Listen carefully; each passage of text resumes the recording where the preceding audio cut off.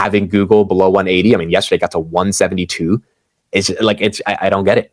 I don't know what it's got to be something around sentiment around the broader AI narrative and AI theme, kind of this game of musical chairs, and the market is afraid that the music's going to stop playing, and then all these companies that benefited from capex, they're just going to like not benefit anymore. It's just going to go away as quick as it came. And if that's not happening, if that cyclicality is not there, if cloud is only constrained by supply, NVIDIA is only constrained by supply, this is not a demand issue, then these are some of the most attractive companies in the market right now. They're not going to be multi-baggers over the next couple of years, but they're definitely going to be sort of solid, I would imagine 20 to 30%, maybe 40% plays by the end of the next 2 years. And I mean, what more can you ask from some of the best companies in the world? So I think it's exciting. They've got to keep up the growth to justify these multiples, but they are keeping up the growth so far. And as long as that's the case, for a second, I mean, Tesla hit a new low yesterday of 287 for 2025. I think a combination of multiple things are happening on Tesla. Obviously, we talked about a couple of days ago, the Tesla politics angle with Elon just not being part of it. Knock on wood, knock on my wooden head. There's got a lot of wood up there. That we can actually find the $20 in savings. That would be roughly 15% of the $7 trillion budget. And obviously that can only be done with the support of everyone in this room. And I'd like to thank everyone for your support. Thank you very much. This can only be done with your support. I actually just call myself a humble tech support here because this is actually, as crazy as it sounds, that is almost a literal description of the work that the Doge team is doing, is helping fix the government computer systems. Many of these systems are extremely old. They don't communicate. There are a lot of mistakes in the systems. The software doesn't work.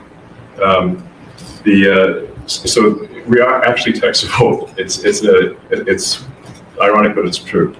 The overall goal here with the Doge team is to help address the enormous deficit. We simply cannot sustain as a country $2 trillion deficits.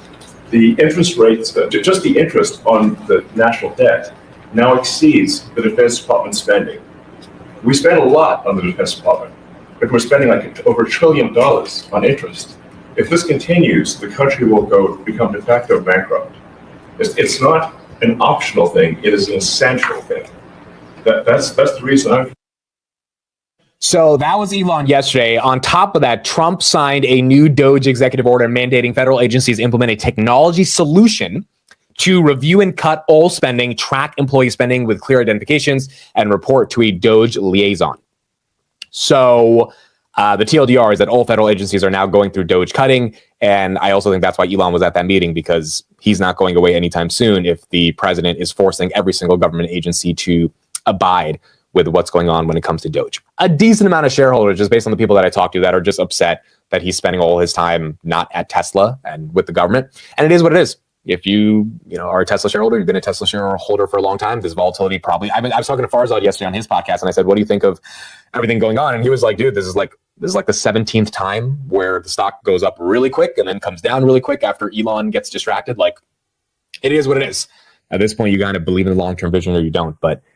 Most of the OG Tesla shareholders have been through this many times before. We got about a minute and a half until the market opens. Let's see how this plays out. Palantir, Alex Karp's book is a New York Times bestseller. That was announced yesterday, which is very, very exciting. I'm still reading the book. I'm going to be posting a couple excerpts from the book that I liked over the on my Twitter. I'll do that, and then I'll make a full video kind of reviewing the book in and of itself. But it's a New York Times bestseller, #1, The Technological Republic, that was announced yesterday.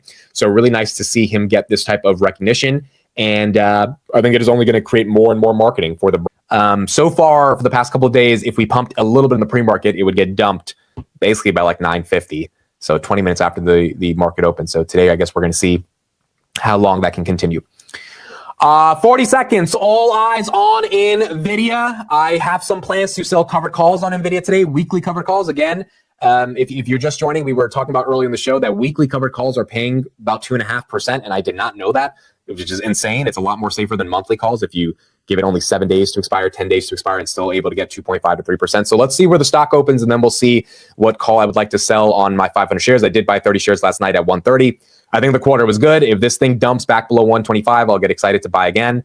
But we'll see if the numbers were good enough to get NVIDIA to continue this pump and maybe pump up the rest of the market as well. All right, here we go. 9:30 a.m. Thank you, everybody, for being here. The stock market is once again open.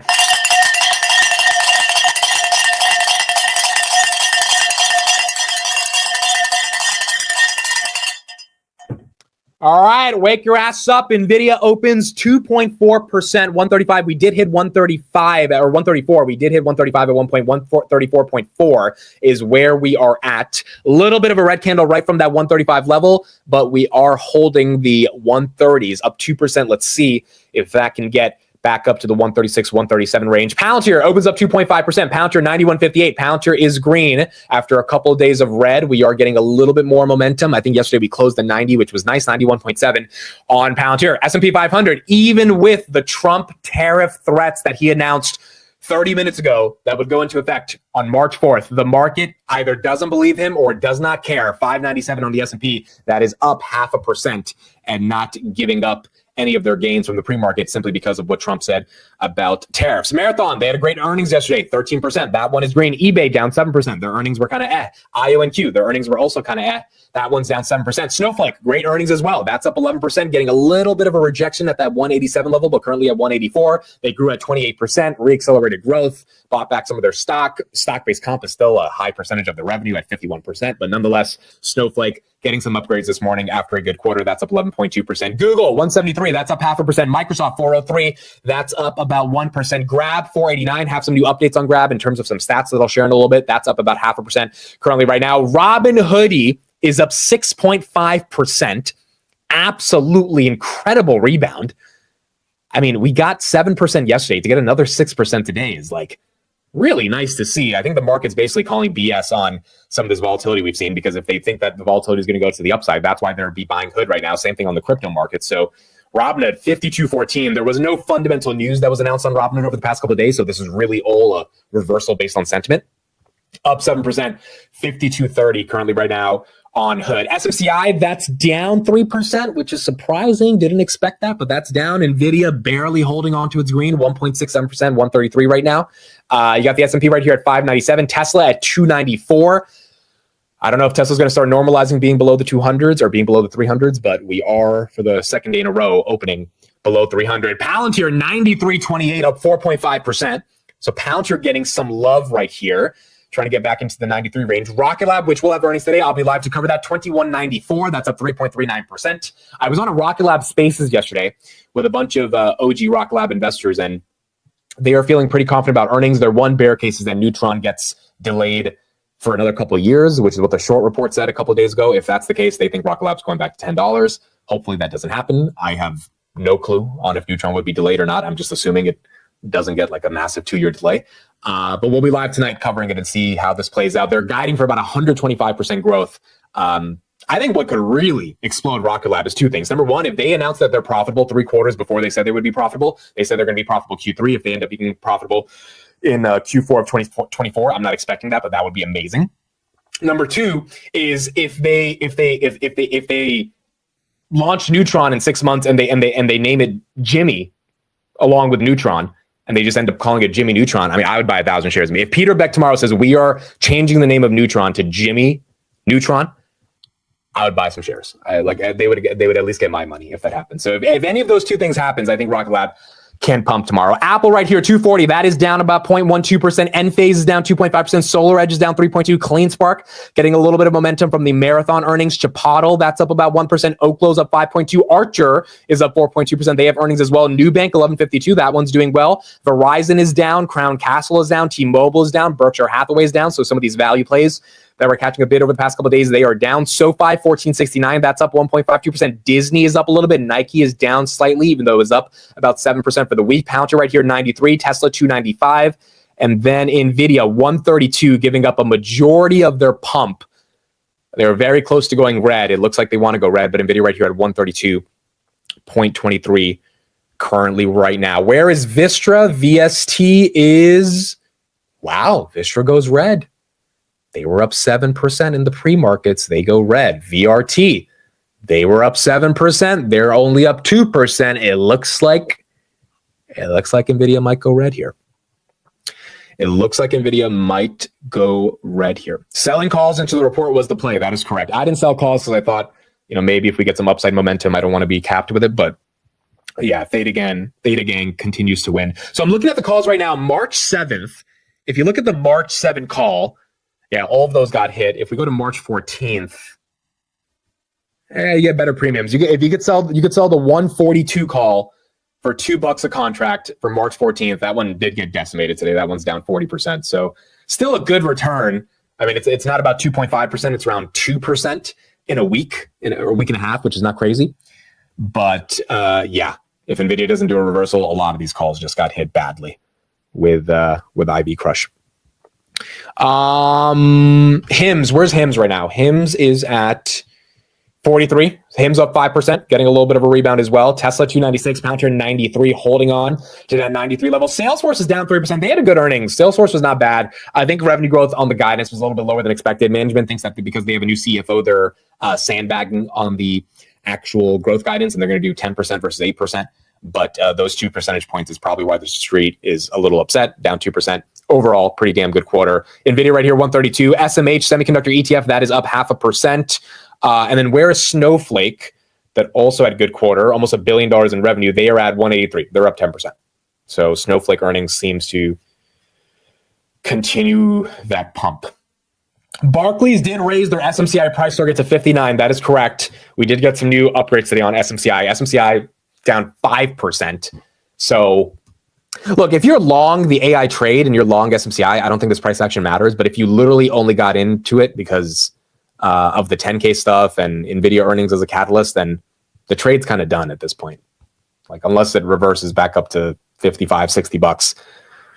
You had 55 like 3 times in the past week, and at one point we had 66. I sold at 42, so obviously I was a bit early, but this one looks like it's just going back to being a normal stock and not really caring too much about what happens with NVIDIA or about their 10K being a catalyst. Trade desk right here, 72.77. That's down 0.5%, or that's up 0.5%. Meta, 682, back into the 680s. It was at 650 2 days ago. S&P 500 is green. Berkshire is now green. Apple just turned green.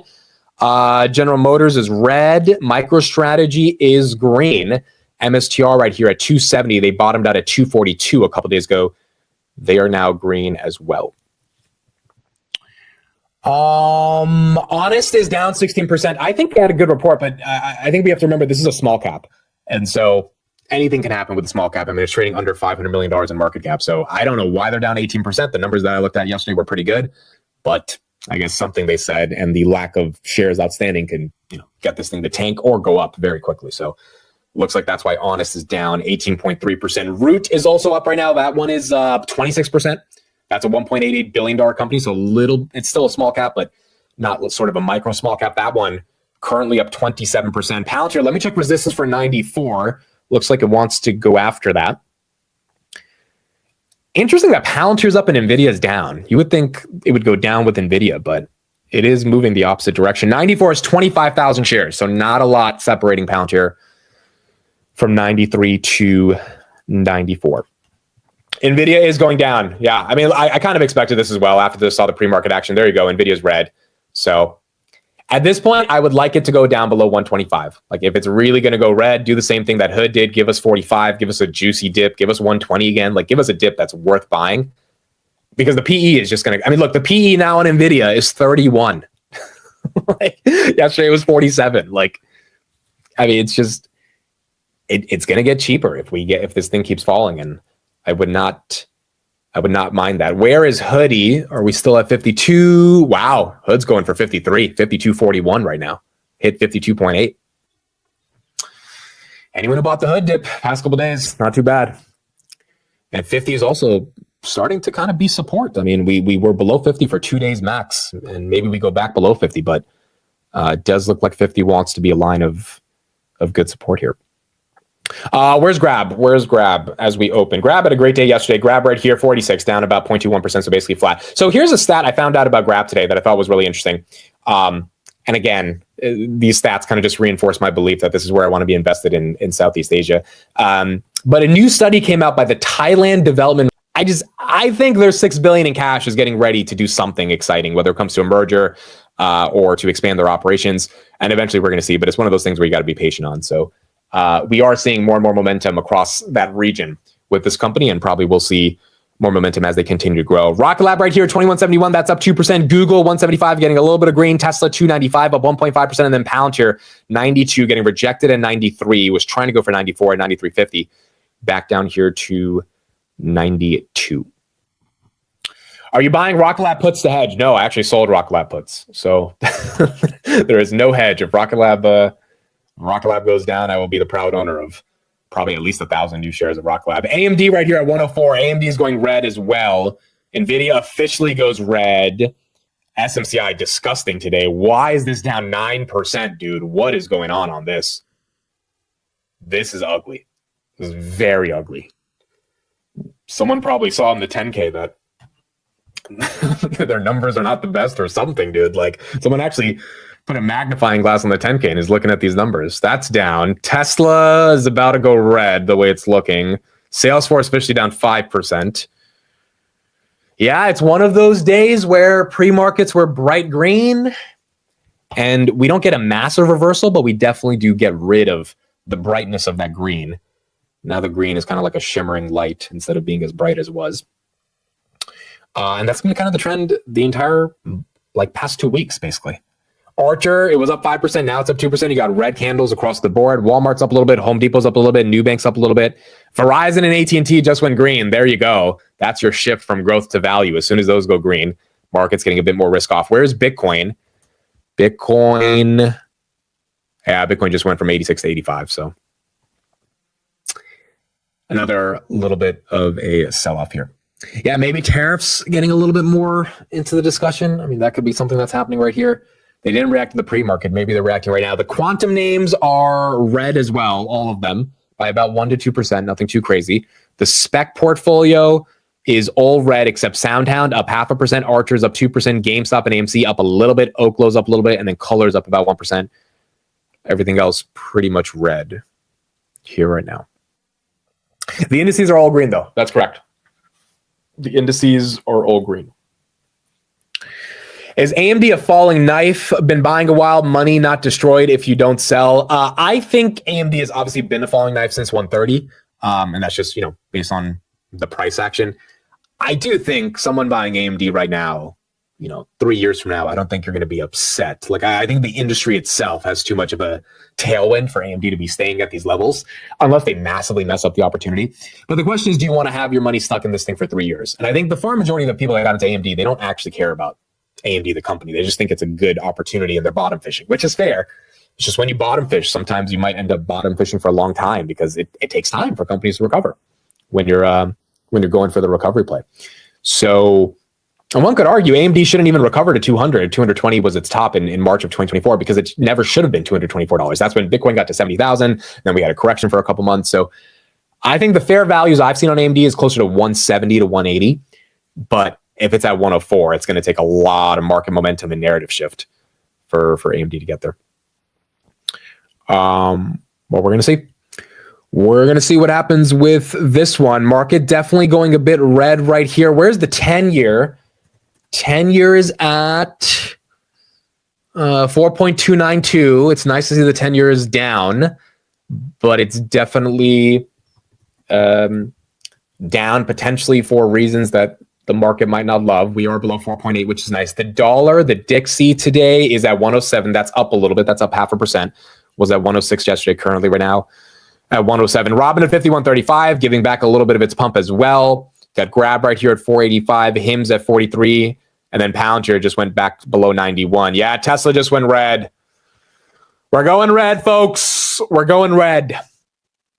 We need a good sound for when the market tanks, bro. We only have bullish sounds. We need bearish sounds now. What are some good sounds we could have when things are going red? We need some movie quotes or something of people saying things that you would say when things go red. Look at the Qs. Are the Qs going red as well? The Qs are barely, Qs are 3 cents away from going red. Yeah, there you go. It only took 15 minutes for everything to collapse. There's NVIDIA. Below 130. Oh my gosh, dude. This is why option sellers win, bro. Whoever bought those 140 calls yesterday, those have gone to zero. And the option seller continues to collect the premium. Yeah, the 1030 slam should be the 950 slam now. That's basically what's happening every day.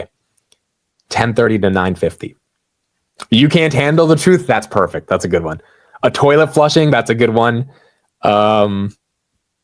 Submarine diving? That would be a good one. These are some good sounds. Yeah, we got to have some of these sounds in. Flatline on heartbeat? Yup. The jobless claims were like, I don't think this is the reason why the market's tanking, because in the pre-markets, they didn't react to that. And number two, like the market wants there to be less jobs so that inflation comes down. So I kind of think there's a bullish angle towards it. Sucks that Rocket Lab has to report on a day like this. I mean, if we continue to go red with the weakness Rocket Lab has already had, they've got to really crush it to not continue to have that weakness. But it is what it is. Sometimes you end up reporting on these types of days. Rocket Lab right here, 2150, that's up 1.4%. But yeah, in terms of the jobs claims, I do think that the market doesn't necessarily think it's the worst thing in the world. Now, granted, if they care less about inflation and they care more about unemployment, then yeah, I guess they would tank on that news. But so far, they've cared a lot about unemployment or about inflation. I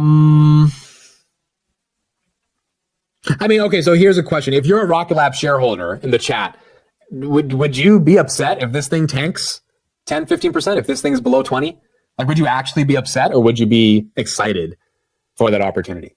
I know a lot of, shareholders are a bit annoyed that it's down from 30 to 21, but if you're going to, my philosophy is if you're going to take it down, you might as well take it down. And for Hood, they took it down to 55, and I was patient. I was like, let's give us 45. We got to 45. That's when I bought the dip, and I'm pretty happy with that dip buy.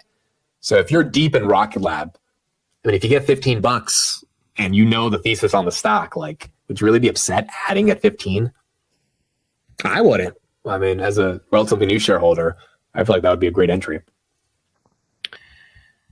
But I guess it depends why they tank as well. If they delay Neutron, that's probably a big reason. But if they delay Neutron, you got 2 years to load up on that. And so, yeah, I don't think we're going to get a massive delay, but I guess we're going to see after the bell what they say. Riot right here is up 3.7%. Coinbase is up 1.2%. Lowe's is up 0.39%. The indices are still slightly green. Where's the S&P? The S&P holding on by about 0.25% to its green. NVIDIA slight rebound, 128 to 130.8. Buyers stepped in at that 128 level. SMCI as well was down 10%. Now it's down 7%. And you got the Qs that are still holding on to their green, along with the S&P. Bitcoin as well at 85,000. Marathon up 14% is wild. I guess those earnings were just that good. Because usually when the market's tanking, Bitcoin miners get hit the worst. But Marathon from 12 to $14, up 12.2%.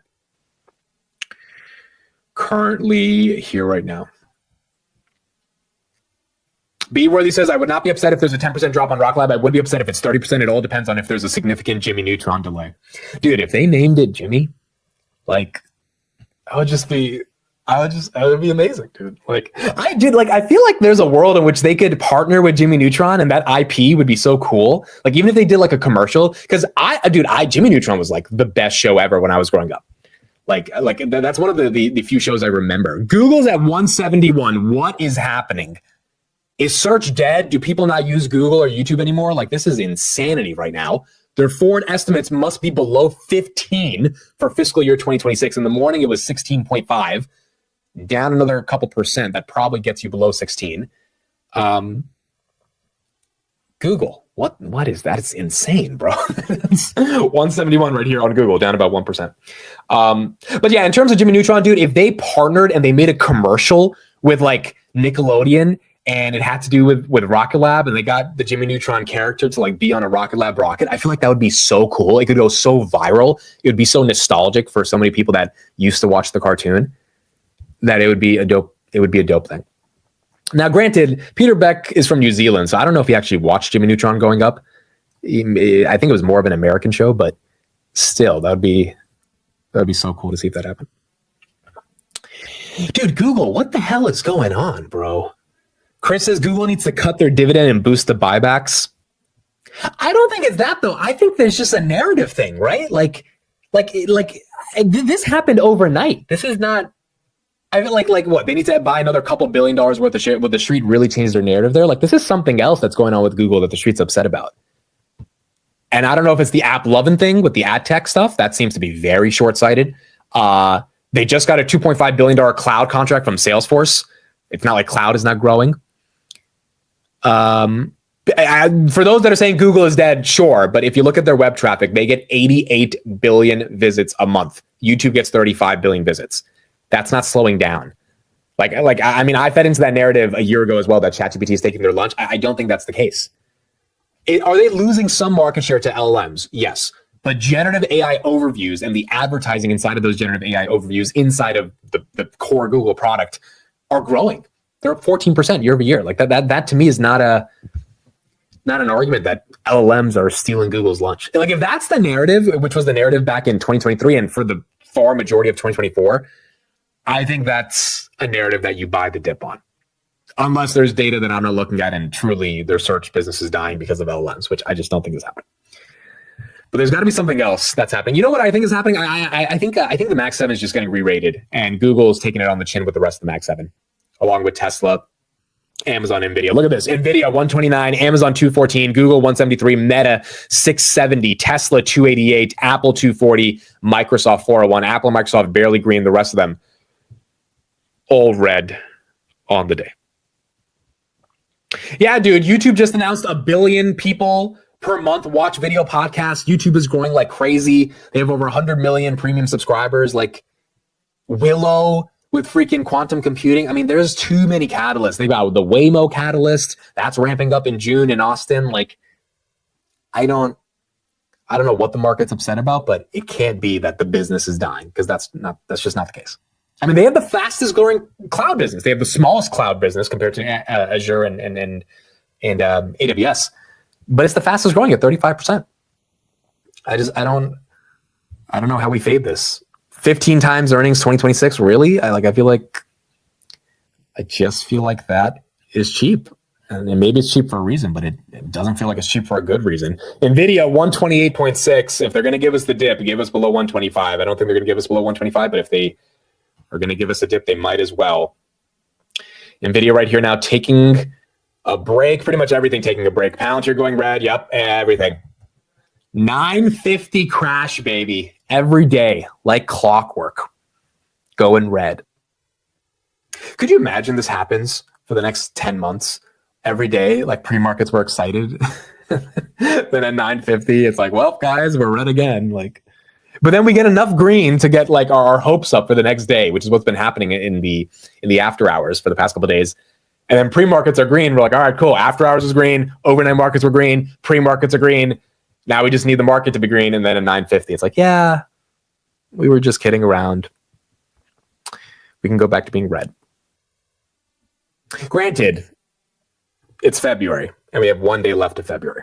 We don't have a leap year this year. So is anyone here born on a leap year? Does anyone have a birthday on a leap year? I always think that was the craziest thing ever. If you were born on like February 29th. I haven't met too many people that have that birthday, but it's always cool when you see someone who does. But we have 2 days left of February, today and tomorrow, and then we're done. And then maybe we can get into some seasonal excitement going into March. Look at that. Robinhood about to go below 50, dude. It was such a tease at 52. Such a freaking tease. It was never going to hold that level. It was just not going to hold that level. Mitch says, my mom is a leap year baby. Pag says, my uncle. Leapy says, my godchild. Wow. Corey says, one of my uncles. A decent amount of you guys have leap years.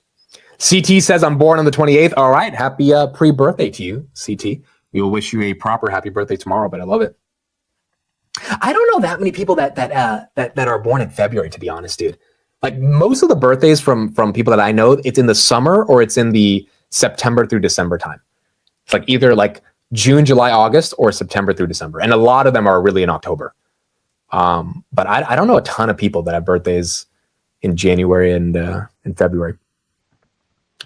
Actually, one of my friends is New Year's. Yeah, he's like literally January 1st. But outside of that, not too many. Salesforce right here down 4.3%. NVIDIA down 2.9, 127. Palantir 88.93 was an absolute tease. Whoever bought Palantir 93 this morning is probably annoyed as hell, dude. Like, and that's bad because now they're not going to feel comfortable buying tomorrow on the next breakout because you just are afraid that the thing's going to collapse within 10 minutes. So it's just like it's turning off buyers from stepping in if they don't think there's an actual trend that's going to hold up. And then you got Apple that just goes right at 240.3 here right now. My birthday is October. My birthday is October. So I'm in that Scorpio world. Matt says my late brother's birthday today. Shout out to Matt. Rest in peace to your late brother, and happy late birthday to him today on February 27th. I'm a Scorpio. Yes, I'm a Scorpio. Everyone wants to judge as soon as you say you're a Scorpio, but it's like Scorpios are mysterious, bro. Like it's like everyone thinks Scorpios are weird. In my opinion, we're enigmatic. We're mysterious. We're cool. We have personality. Most people would say, we're insane. You could say that as well. Especially girls, bro. Girls think Scorpios are horrible. Like whenever you say you're a Scorpio sign to them, they're just like, oh, you're a Scorpio. And I'm like, yes, is that an issue? And they just roll their eyes. I'm like, okay, so I see you're not a fan of Scorpios. But I think Scorpios are the most exciting. They're the most passionate when it comes to like stuff they care about. Wow, why is NVIDIA going down? Why doesn't it just go up? Those were good numbers. 126, bro. Holy freaking crap. Whoever sold calls on NVIDIA, you're winning today. You are winning. Goodness, dude. All right, give us below 125, dude. Give us below 125. Chris says, call me. All right, Chris, I'm gonna keep sending you the StreamYard link. That's easier because that way you can just join right through that. So I'll send it to you in your WhatsApp. And then we'll call Steve after. We'll get his thoughts on NVIDIA. I imagine Steve is definitely going to be thinking of buying this dip as well. I mean, you said you would welcome the dip. Yeah, I said I would welcome it. I didn't say I would welcome it with open arms. They're going to have to knock on the door a little bit before I come to the door. They might have to ring the bell a little bit, but they finally keep knocking enough and it's below 125. Then it's like, all right, fine. But like, do they have to be so abrupt about it? Can't you like give us a little bit of green first? No, in all seriousness, dude. Like, if they're going to dip it, then send it down, dude. Send it all the way down at this point. Like, don't tease us with 127, 128. Like at this point, just give us 120. Let people actually buy the dip. But I am surprised that it's happening this quick. You would think you would have a little bit of green, but nope. Within the first 5 minutes, we reversed, and now we are down 4%. This has to be a market sentiment thing, dude. This is not an NVIDIA thing. No one looks at those NVIDIA earnings and says, I'm selling it. These are algos. These are money managers that are scared of potentially being over allocated to tech. This is something else going on in the macro. Tariff fears, whatever it may be. I don't think it's those NVIDIA earnings themselves were that bad. Chris, good morning. How are you? Not good, man. Not good. Watching this market, just all this red. I mean, I have cash on the side, but dude, it's investing with Trump every day coming out and just basically saying tariff and then not tariff. Bro, I'm not gonna lie. I kind of wish Biden was back. Sleepy Joe. At least Sleepy Joe just slept. Hey, cool, Chris. Hold on, Chris. I'm going to say what all the comments are about to say, but you voted for this. Yeah. You voted for this. Yeah. So. No, I did, man. It's just, when it comes to the market, I don't know what to say to this guy. I understand that what he's doing. Okay, let's do this. Let's say for one day you are Trump's political consultant about the economy at the intersection of politics. How would you respectfully tell our president how to navigate this current economic climate? Pick your battles, man. Don't fight everyone all at one time. Like, what you're going to do is get the Republicans slaughtered in the midterms if you keep up with this. And then whatever benefit that you thought you were going to have is going to end up crumbling. And then what's going to end up happening is now the Democrats are going to dominate the Senate and the House.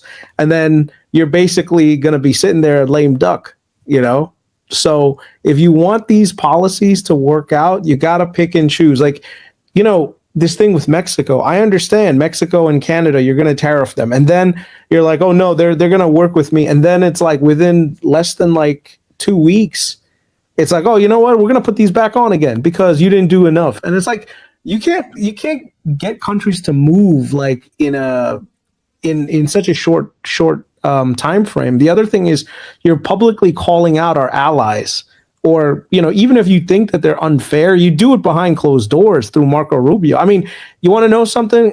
I think the administration is going to destroy itself, because there's going to be a point where the cabinet people are going to say, look, I can't deal with this bullshit either. Like, imagine right now you're saying one thing and then you're being undermined within like 24 hours by a tweet. You're not even being consulted. And then you got to cover for this guy.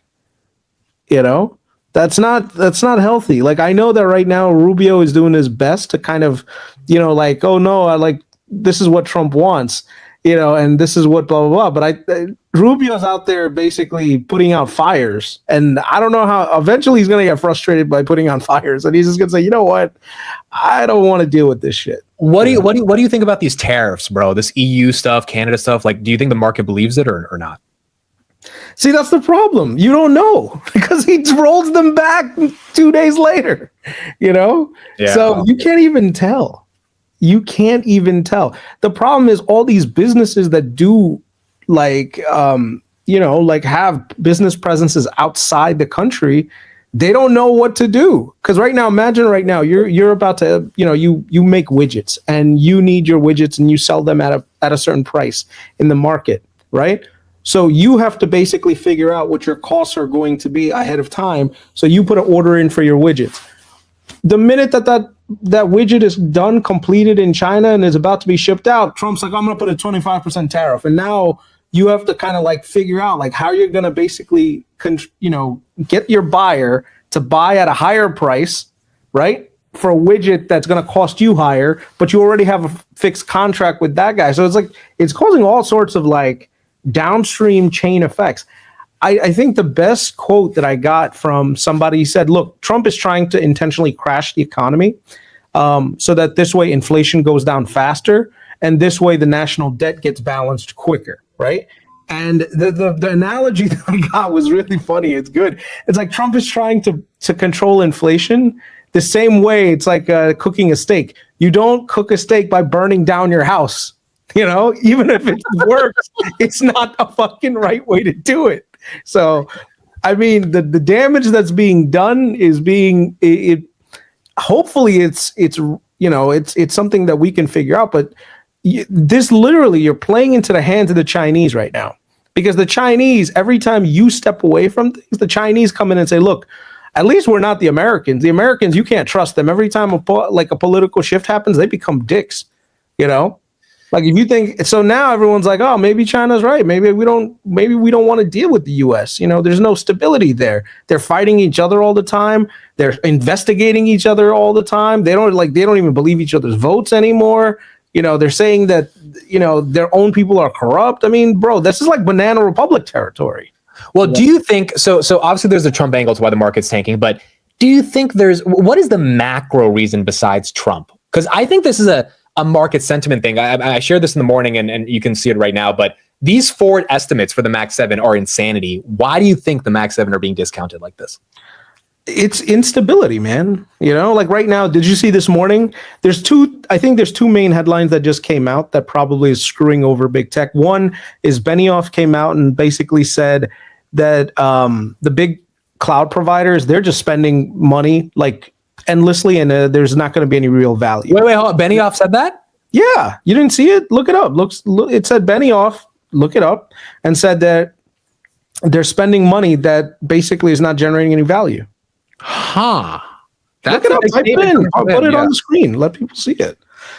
So when you have a big tech CEO, especially after he missed his numbers, comes out and says something like that, it's like, oh my God, what the hell? So that's one thing that's probably causing it. Nadella said the same thing not too long ago, so that's another problem, right? And so people are just dealing with it. What do you think is going on with Google? What's happening here? Google is dealing with that too, because they're spending like $75 billion on AI, and right now people are questioning, like, wait a second, is there going to be tangible value that's going to be generated in the future? And I mean, they're saying yes, but we don't know. So it brings a lot of uncertainty into the markets, and that uncertainty is not something that people want to want to deal with. You know, the other thing is they're being invested. Did you hear about this thing in the morning that now they're all the big tech, all their guys are being called in by the U.S. Some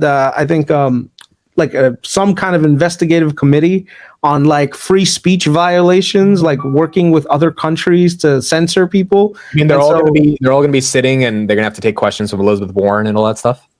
Yeah.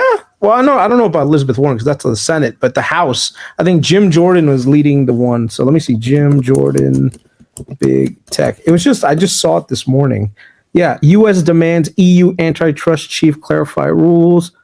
And then there was another one that literally, it's like basically the freaking news cycle is running the market right now. You know, you see crazy shit come around and it's like, and you're dealing with it. It's pretty. Right, so how are you positioning? Are you buying the dip? Are you hedging? Like, what are you? I already bought the dip too many times, man. So at this point, I'm just letting my things. I'm not selling anything. I did clear out all my SMCI like short term stuff because I don't know how the market's gonna be in the next few weeks. So I just cleared those out. I didn't want to deal with that. So I took a little bit of pain on it, and I just called it a day.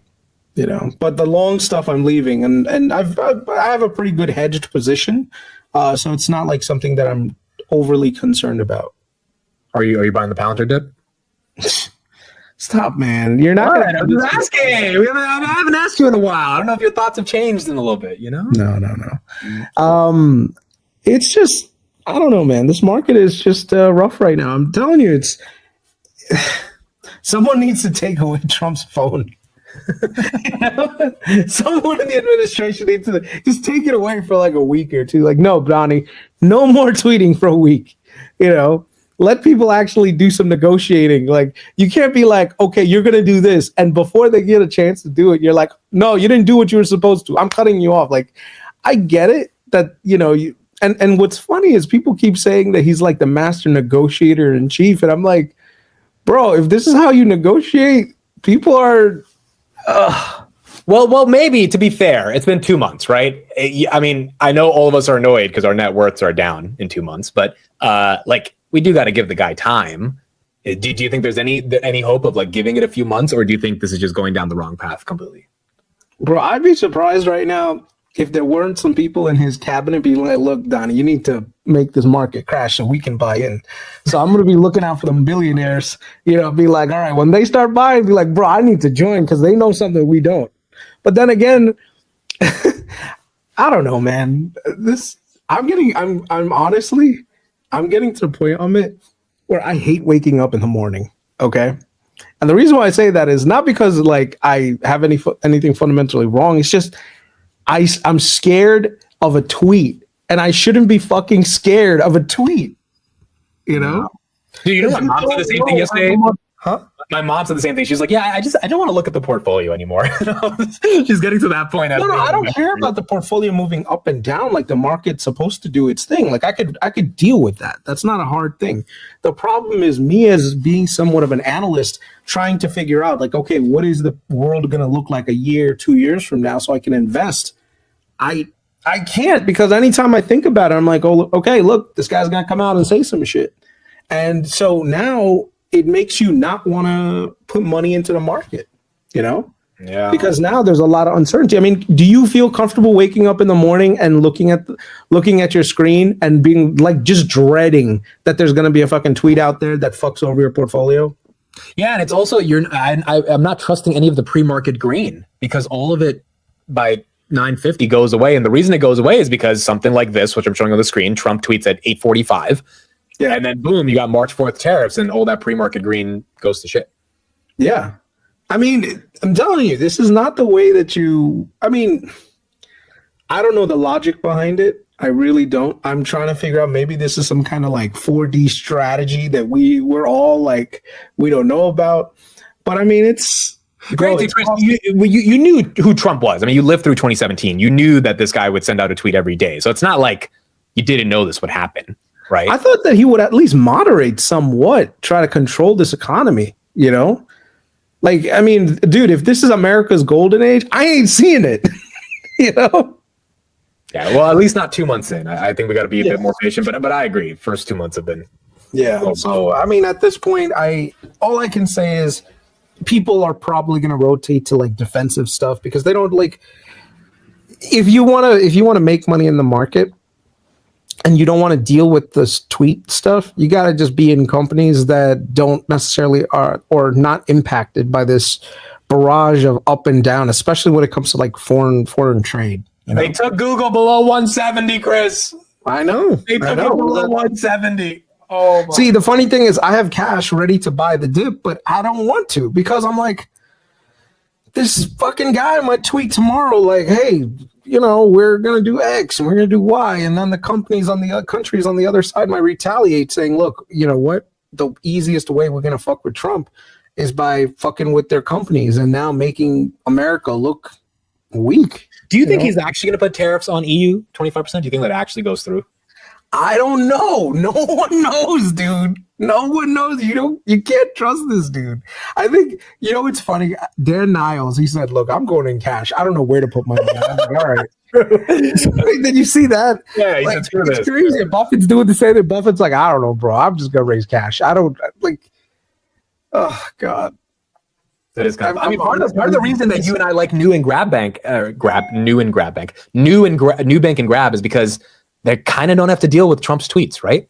Yeah, they're outside of but even they have issues because they report in dollars, you know, so the foreign exchanges are up and down all the time too. So I'm telling you, this is the time where, number one, the valuations of the markets are somewhat frothy, right? So that's one major red flag. So when you're investing, you got to be very specific on who you're investing in. I do think that this is creating a ton of opportunities. Do me a favor. Can you look up Take Two Entertainment? Yeah. TTWO, I think. Yeah.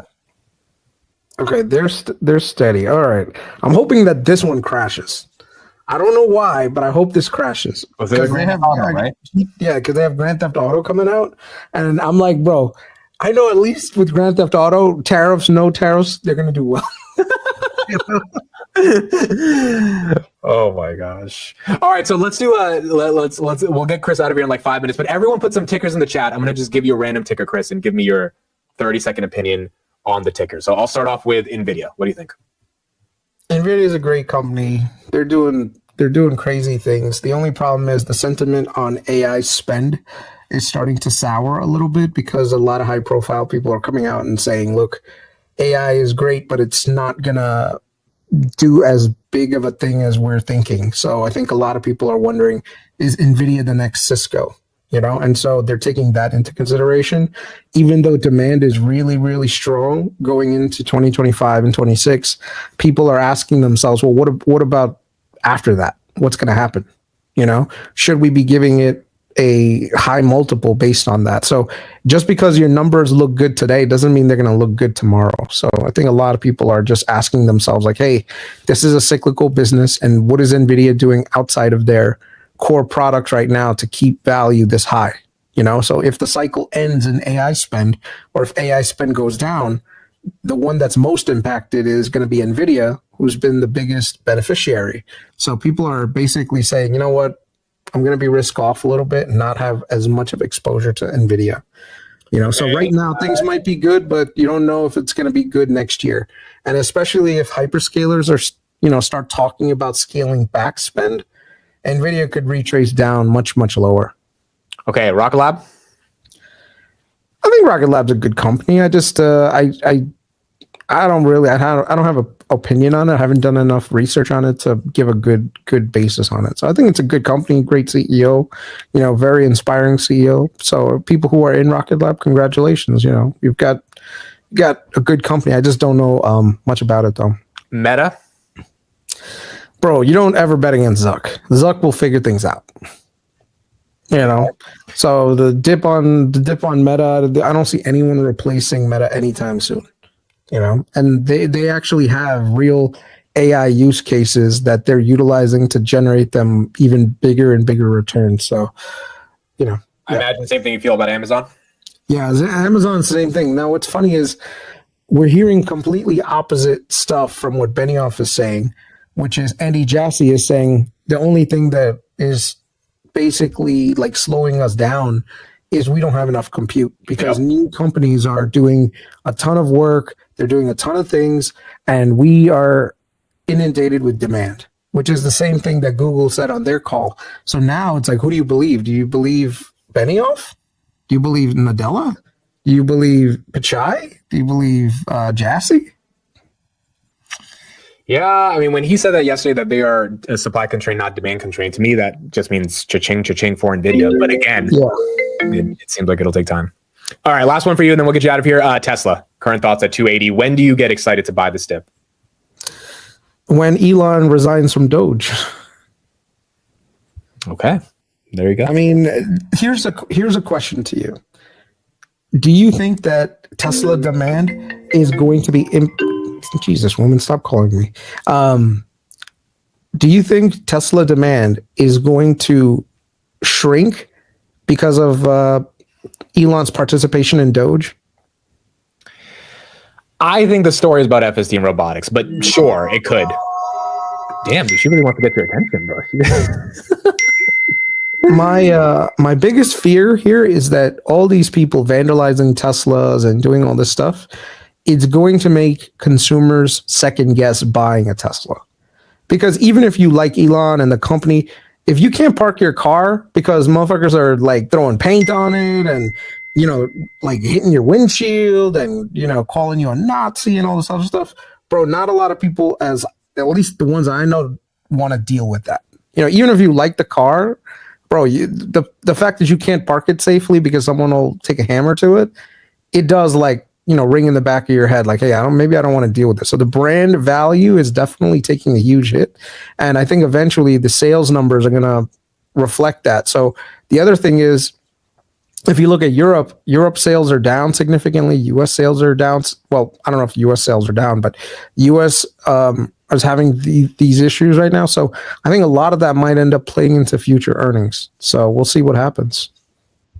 All right, there we go. And not to mention, demand for EVs is actually cratering also. So that's like, even outside of this whole political thing with Elon, demand for EVs is slowing down significantly. So, you know, like naturally you're going to see that come down. Now, some people will say, well, what about the robot? What about all these other businesses? And I'm asking myself, I'm like, yeah, but like how far away is that, you know, before it actually generates some real tangible value? So, I mean, I will say this. For people who have some cash on the side, this is probably a good time to start dollar cost averaging into your favorite names that you know are undervalued. So for me right now, that would be Google, right? Now, my every part of my soul is saying, don't buy it, Chris, because it's just going to keep dipping. It's going to keep dipping. And you have to fight that urge because you know, like, holy shit, look, the RSI is basically crashed. We're in total fear mode on the fear and greed index, right? You're seeing this is a great company fundamentally. All it is, it's technically sold off. So you have to fight that fear and you have to fight that urge to basically like not buy and buy anyway, you know? Yeah, extreme fear at 20, dude. I mean, I feel like we're not going to be here at the end of February, but or the end of March, but who knows, right? It comes down. Yeah, exactly. This is where you really have to just dig down and deep and ask yourself, is there anything fundamentally that's changed with the company itself that I'm investing in? And if that's not the case, and this is just the market being irrational, bro, that's the best time to buy because the market is giving you a heavy discount, you know? Yeah. So if there's a reason why the company is going down, you should definitely not buy it. But if it's the entire market that's going down, that means that people are throwing out the baby with the bathwater, in which case there's a higher probability that you're going to get a recovery.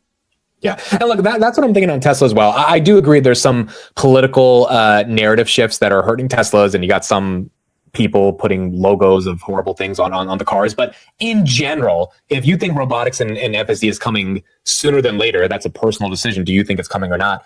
Then Tesla's at a way better price than it was at 487. Yeah. Even if it is still extended, right? No, of course, 100%.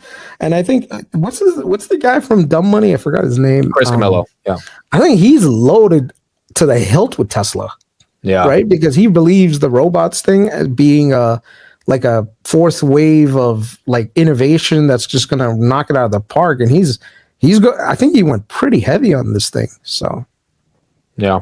so yeah, like I said, if you believe in the company that you have some cash on the side, just swallow, close your nose, swallow your pride, and buy a little bit. All right, Chris, thank you. We will talk to you later, Chris. I'm gonna go buy some Google Leaps. Bye. All right, bye-bye. All right, we got a market that's still red. I bought 10 shares of NVIDIA at 125.70 while Chris was talking, 125.63 to be exact. So I don't know. We'll see if that was the low for the day. 125.2 was the absolute low for the day, or if we retouch those levels. 127 on NVIDIA. Tesla as well at 288. I'm about to buy 10 shares of Tesla as well, dude. I've resisted buying the Tesla dip for a while. It's a very small nibble with these 10 shares, but we're doing it. The process of doing it. I've been pretty patient, dude. Tesla went from 350 to literally 288 for the past 2 weeks. I've not bought it, so at least now let's see if that helps a bit. Dude, if Tesla, so I have 50 shares of Tesla, right? Nothing too crazy. But if Tesla really does get into the low 200s, as much as it would suck, I my conviction on Tesla is growing more and more and more. I mean, that would be one of the best opportunities. And if NVIDIA, I don't know, dude, what I would have to sell. If NVIDIA pumps, who knows if I do the NVIDIA for Tesla swap. It would have to get really stupid because I wouldn't want to swap NVIDIA for it. I would probably try to get rid of a bunch of other stuff to get more Tesla. But if we really go into the low 200s, right before FSD takes off, right before robotics becomes a thing, doing real things in their warehouse when it comes to dealing with packages, I believe this is only going to get bigger and bigger for the overall industry. This is obviously very bullish for NVIDIA because NVIDIA chips are the inference training used for these robots, but this means that Tesla's TAM is only growing as well. So Elon said they're going to do 50,000 robots next year, 500,000 in 2027. Now, maybe Elon's a bit ambitious. I think Figure has a goal of just 1,000 robots by 2025. So Tesla wants to do 50x that for next year. I don't know if that's going to play out, but if it does, I do think this stock will be seen as a bit more undervalued. Palantir now back up to 89.80. We got Hood coming in at 51. A little bit of reversal across the board. Overall, we are still red. NVIDIA red, but back at 128. Tesla at 290. Rocket Lab 2161. Celsius gave up 10% yesterday. Now it's up 1%. SMCI still down 10%. Palantir 89.50. And the S&P is green on the day.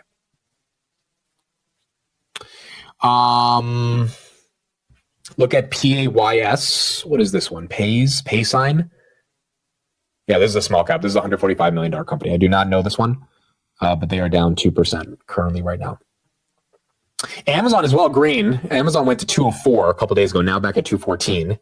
So you got a little bit of small reversal there. Grab is up. Yeah, look, Chris is right. Grab is definitely affected by the foreign exchange, by the US dollar, but they're not affected by Trump saying some crazy stuff domestically, right? Like at the end of the day, their business obviously has international implications, but as long as Southeast Asians are not in a recession, they can afford to spend on Grab. And, there will always be different implications across the world, but as long as that region doesn't get into a recession, which from my research in the region is booming right now.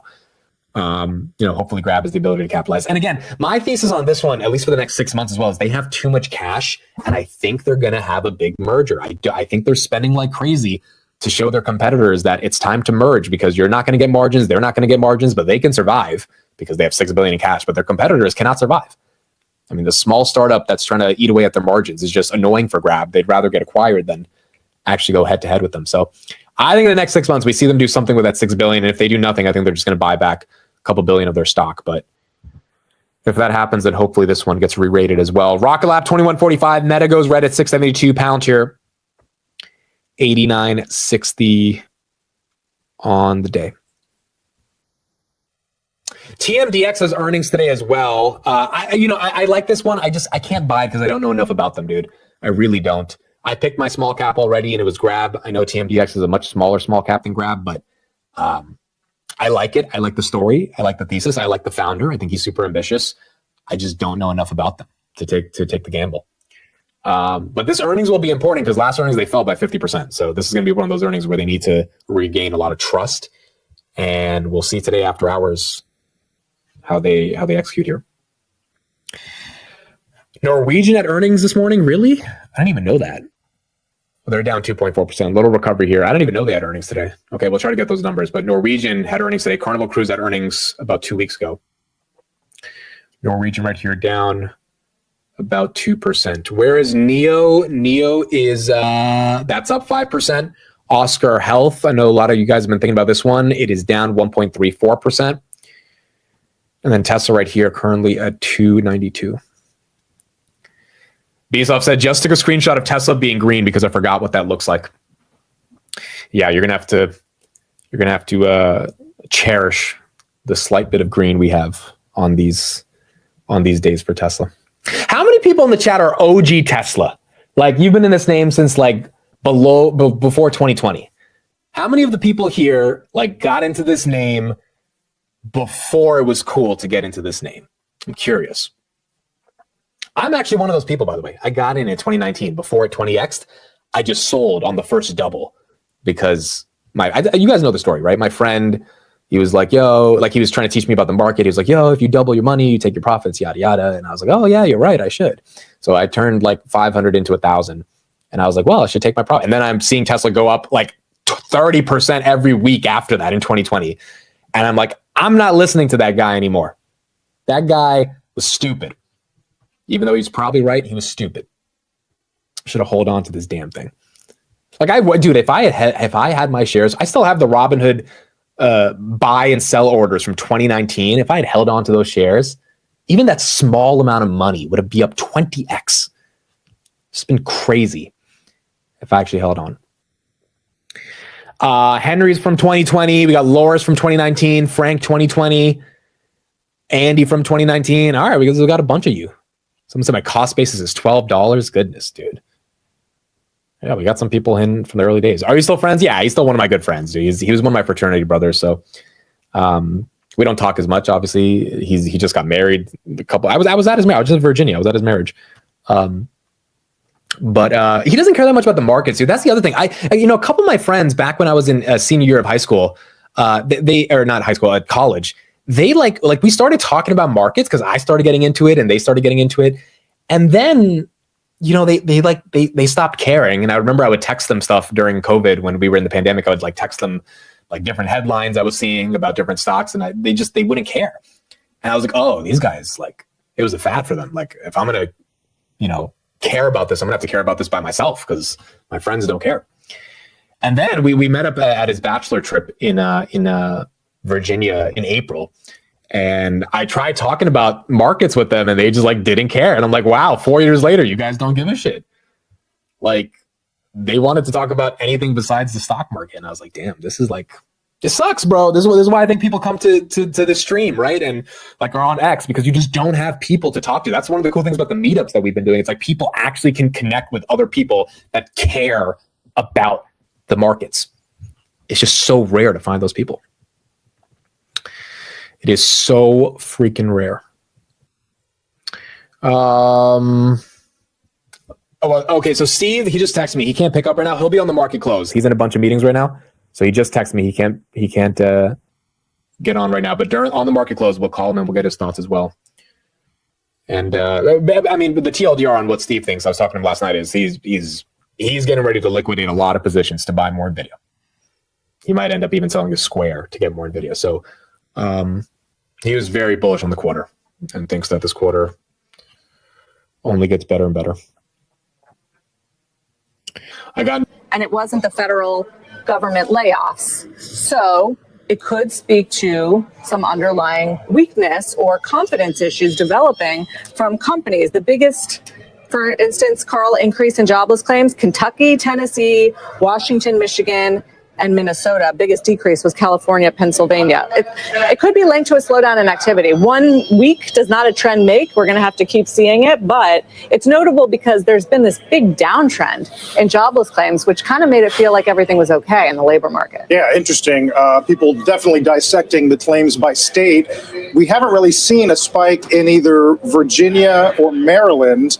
which makes some wonder whether or not we're feeling yet the effects of any federal workforce layoffs. We'll see. We'll see. I mean, they said that that's not really in it yet. I will note that today's data, and we got the second look at fourth quarter GDP as well. And usually that's kind of, it's old and it was unchanged, but what's in there, the details. One interesting point I'll just highlight, core PCE in that fourth quarter data was revised higher. That's a little troubling.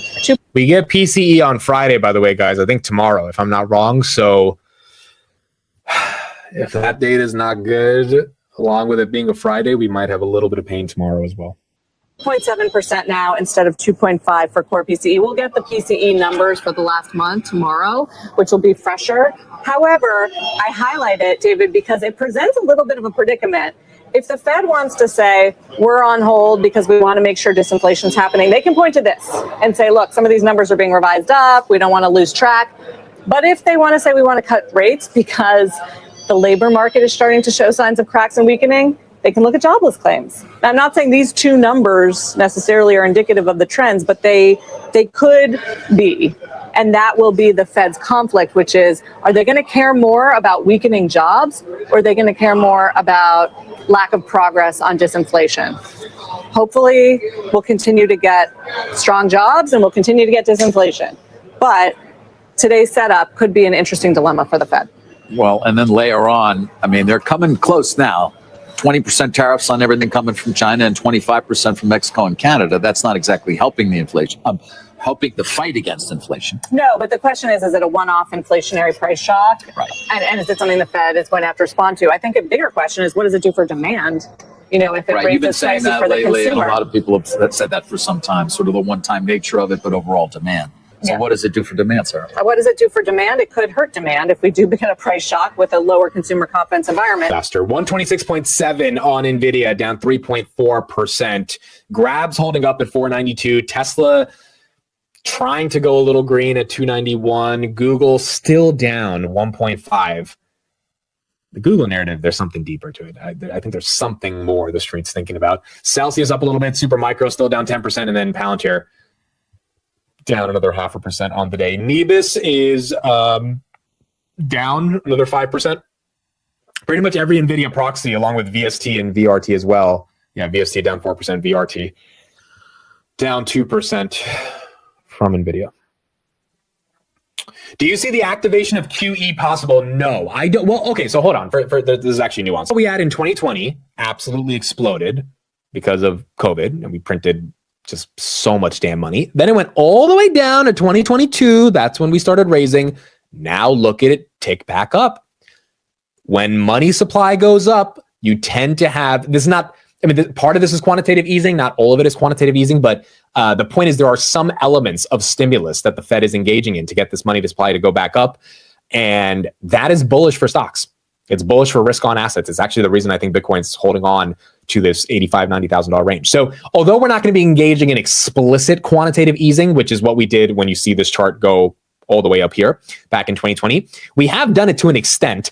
I don't think the Fed is coming to the point where if they see markets fall by like 10%, 15%, as long as the labor market doesn't collapse with it, and it might have to collapse to an extent, but hopefully it's not like recessionary. I don't think Jay Powell cares about the stock market. I think he cares about inflation going down. Like that is his number one priority.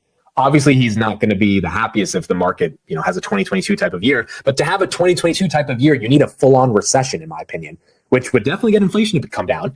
But it would also be a recession, which is the other dual mandate that would not be lived up to by the Fed, which is maximum employment. So there's a lot of nuances they're going to have to manage here.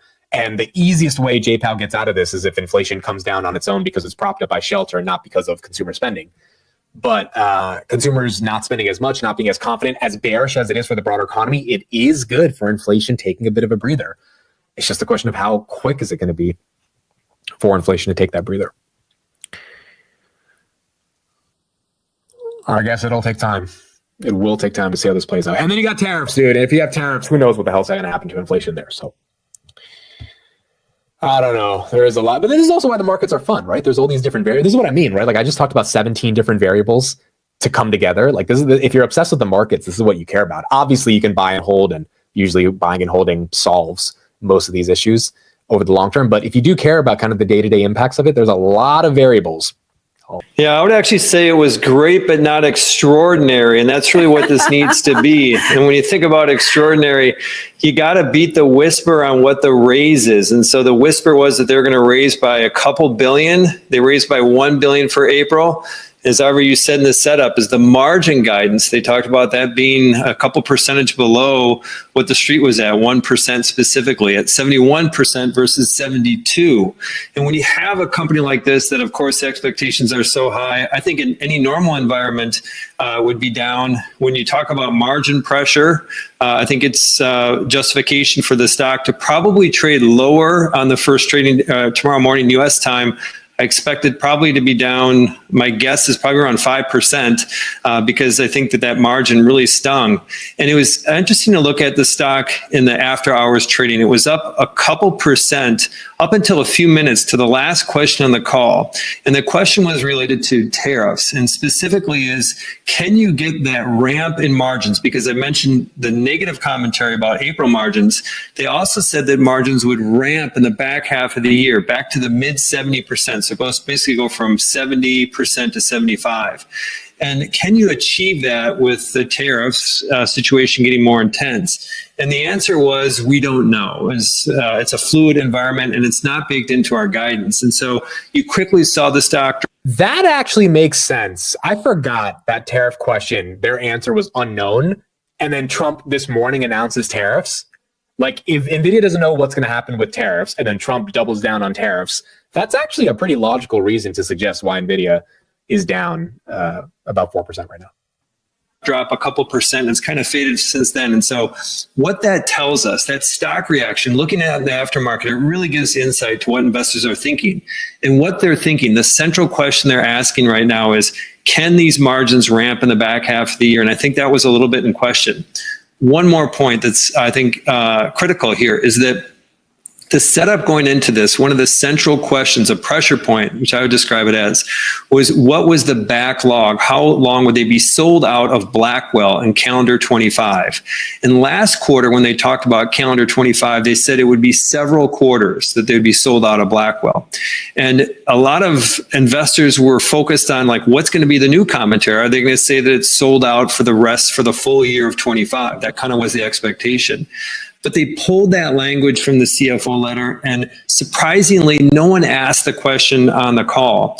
And I think that kind of the absence of that, I think, is also nagging at investors kind of some of their confidence right now. So I just want to highlight, this sounds like I'm really down on NVIDIA, but I just want to highlight that there were some headwinds, but there are also some very positive long-term pieces to it that I think will ultimately, even though the stock trades off tomorrow, cause the stock to move higher over the next year and 2 years. So, Gene, a lack of clarity on how it might do in the coming quarters and coming years, for that matter, 26, 27. I mean, you alluded to the demand for Blackwell, for instance, how strong it's going to be. What is the sense you're getting? How are you reading into all of that? Well, I think demand is, they said that it's at all-time highs, but ultimately this concept that we're early and you need hardware to build that, I think that is really important. The other piece is that they talked about the performance difference with Blackwell being 2 to 8x better than anything else, any custom chips. Will NVIDIA exceed expectations and drive the market higher, or will challenges slow it down? Share your thoughts in the comments. Before you go, be sure to like this video, subscribe to MoneyWise for more stock market insights, and turn on notifications so you never miss an update. Thank you for watching, and we'll see you in the next video.